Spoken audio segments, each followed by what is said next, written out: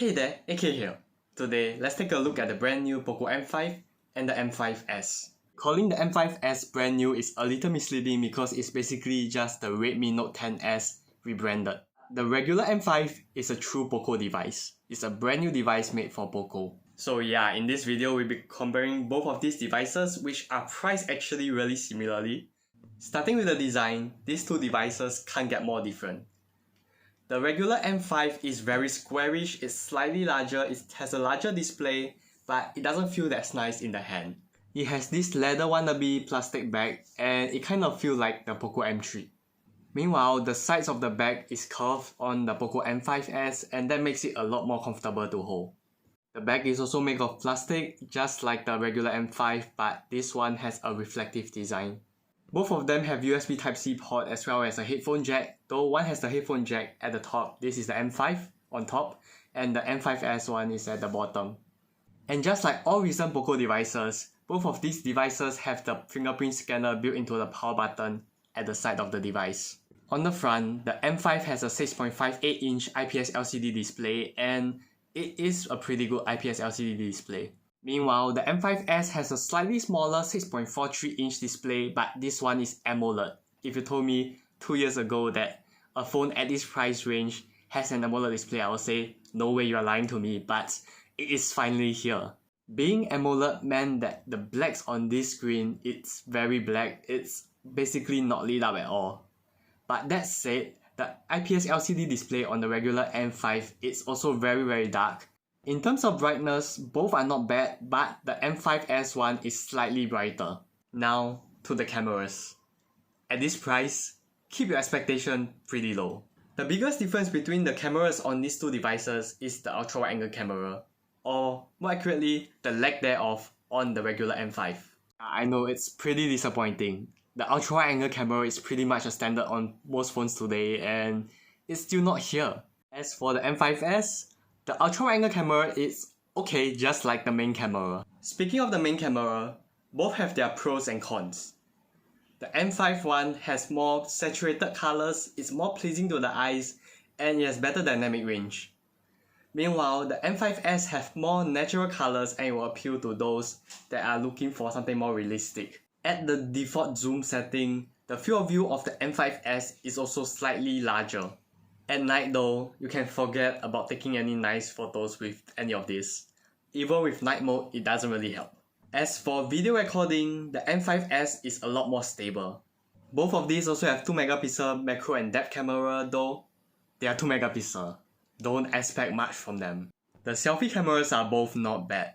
Now to the performance, and this is where one is clearly greater than the other. The M5s is powered by the older MediaTek Helio G95 processor built on the 12nm process, and this one has overheating problems. The display in front got really hot when I was downloading files for Genshin Impact. When playing the games, it didn't heat up as much, but it's still a bit hot.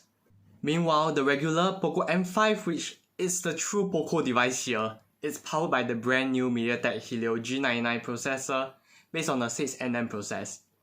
This makes it a lot more efficient, and during my time with it, I did not experience significant overheating. But do not get me wrong, none of these devices are very powerful, and that is the fact for this price. When you first set it up or when you reboot the device, it does lag quite a bit even on the main UI. But it's an improvement over the POCO M3 which I tested a while ago. If you recall, the M3 couldn't play Genshin Impact at all, you could see every frame. But this, the M5s, it could at least run it smoothly at times. Meanwhile, the POCO M5, it's a lot more powerful and it's a lot smoother, though I wouldn't shift the graphics setting up anymore. Oh, and due to the processors, both of these devices do not support 5G. As for the battery life, both of these devices can last you through 2 days easily, even with some gaming. The POCO M5s supports 33 watts fast charging, which is not fast by today's standard, but it's still usable. It charges from 40% to 100% in about 50 minutes, so I would expect it to take around 1.5 hours for a full charge from zero. But this, the regular M5, it only supports 18 watts charging and it takes forever to charge, just like the POCO M3. If you are getting the device to watch videos, then you'll want the M5s instead of the M5. It has dual speakers, one at the bottom, one on top, and it isn't the most balanced, but at least it's dual. Meanwhile, the M5, the sound only comes out from the bottom speaker, so when you hear it, it's very one-sided. And one more thing, the vibration motor in the POCO M5s, it's crazy. Every time you type on the keyboard, it goes boom boom boom boom boom. You can really hear it. I have no idea why it's on the video-oriented phone and not the gaming-oriented phone, but it's there.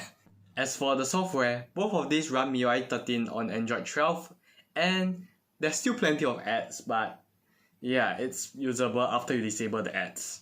For some strange reason, icon packs are no longer supported on POCO Launcher for these two devices, so do take note of that if you are intending to use one.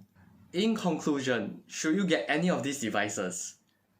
If your budget allows, I recommend getting something better. Even in the POCO line, I recommend going for something like the POCO X4 Pro, or if budget allows, go for the POCO X4 GT.